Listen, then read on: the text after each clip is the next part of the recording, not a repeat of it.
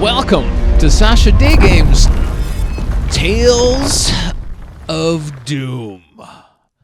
It's not about when I was playing Doom 2 back in the 90s, though that was a great game. No, this series is going to be about all the stupid ass shit that I fucked up in my life because I was a pussy.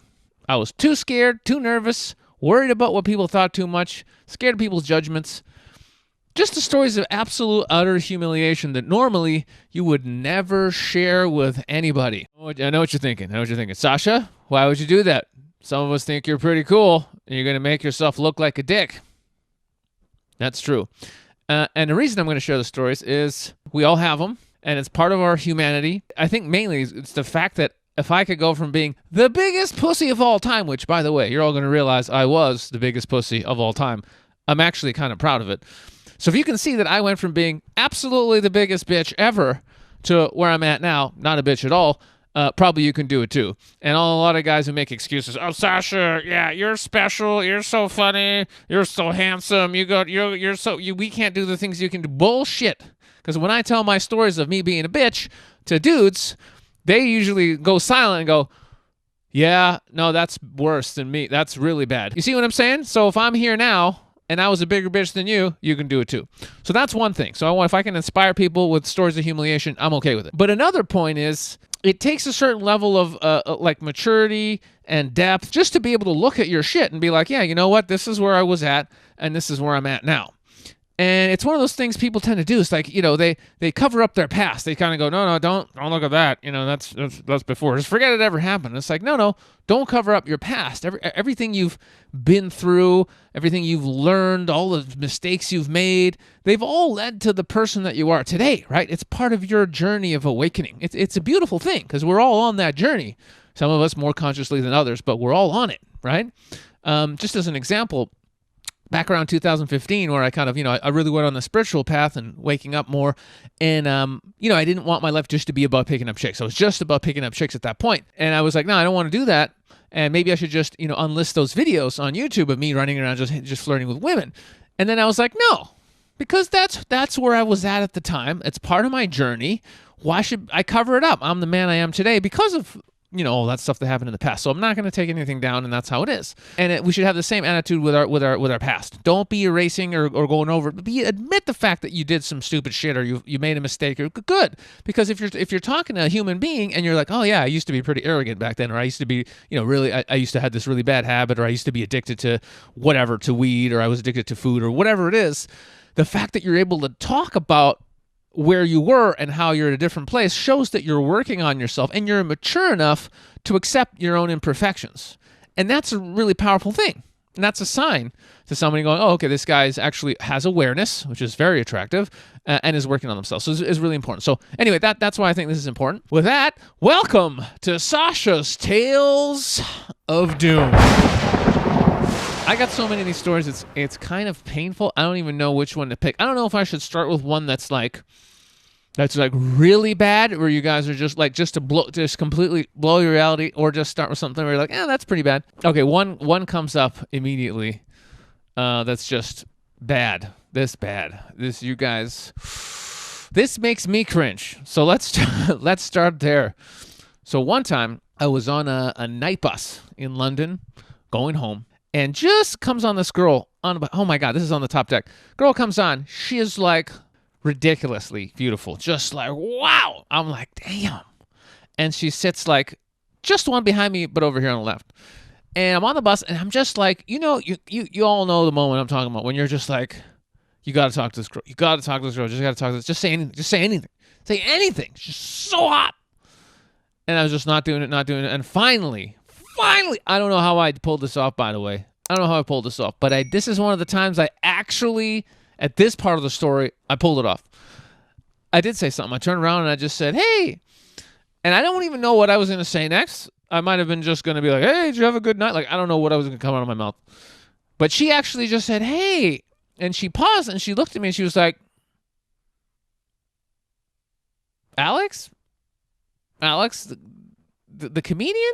And I was like, yeah. She's like, yeah, we spoke on the bus before, right? And I was like, yeah. And I remembered couple of months before, I spoke to her because I was trying, and some drunk guy did something stupid, and then she got up and then she got off, and that was it. But I had actually tried to speak to her a couple of months before on the same bus. So I was like, yeah, how's it going? She's like, hey, I'm Roberta, remember? I'm like, yeah, I remember. I spoke to you. How's it going? She's like, yeah, good. And immediately she gets some. She's like, oh, this is my stop. And I was like, fuck, because in my brain I'm like, shit, she knows me, kinda. And she's friendly, and I've been sitting there for 5 minutes working up the fucking balls to say hi to her. So had I just did it 5 minutes ago, I probably would have her number by now or something, right? She gets up, she goes, yeah, this is my stop. Do you want to come over for a glass of wine?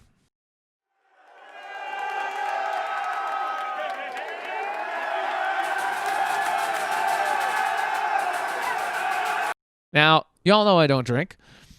So obviously I said, bitch, I don't drink. Get the fuck out of here. No, I didn't do that. I said, yeah, I don't drink, but I'll come over. Then let's hang or whatever. So we get off the bus, we go to her place. But what ensued that night is this. She had a glass of wine. I did not. She might have had a couple. She made me spaghetti. She cooked for me. It was delicious. It was really cool. And we just hung out. It wasn't like super deep convo or anything. We just had a hang out. It was all good. We got into the bed. I said, yeah, I'm good at massages. I'm going to give you a massage. I think she actually gave me a massage first. I was giving her a massage. We hung out a couple hours. And I had her down to her bra and panties. This girl, she was so hot. Like, they don't really make women like this. This is, 20 through 23. Unbelievable. And I'm literally on top of this girl, just massaging her all over the place. I'm so... like out of my mind. I can't believe it's happening. This is like the greatest thing that's ever happened to me. And I knew I needed to make some kind of move, and I'm just like, okay, I got to do something here, because nothing sexual has actually happened. We're just talking, and I'm giving her a massage, and that's it. And I had a plan. I cracked a plan in my head. And this was my thoughts. I was like, these are my thoughts. I said, okay, I'm just gonna massage her. I'm gonna stop massaging her. She's gonna be like, what? And I'm just gonna say, you're so beautiful. I didn't even think I had a plan to kiss her, just that I'm going to tell her that. That was it. That was my bold move. I'm going to tell this woman she's beautiful. That was my plan, okay? And so I'm getting a massage. I stop massaging her. Okay, she looks back and she says, what is it? And I just looked at her and I just said, nothing. And I couldn't even say it. I was too scared. I just kept massaging her. Didn't make a move at all of any kind. Slept with her in the same bed.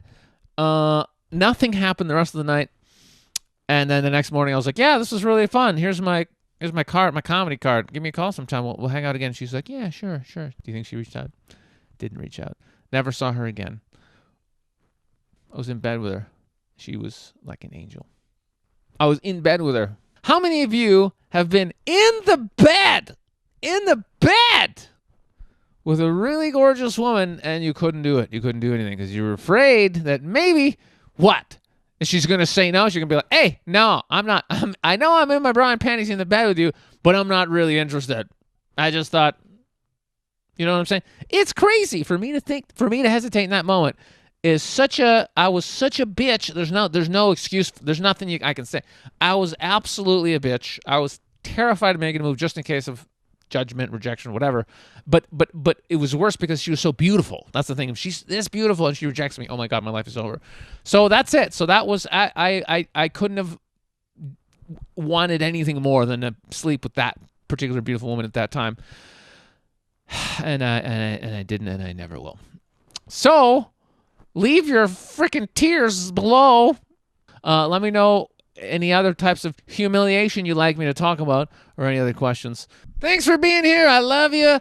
Share the video with somebody who's a bitch, huh? If you're trying to send someone a message like, you need to stop being a little wuss, watch this video with this guy. Maybe it'll help him. I don't know. Thanks for being you. Thanks for being here. I love you. And see you in the next one. Ciao.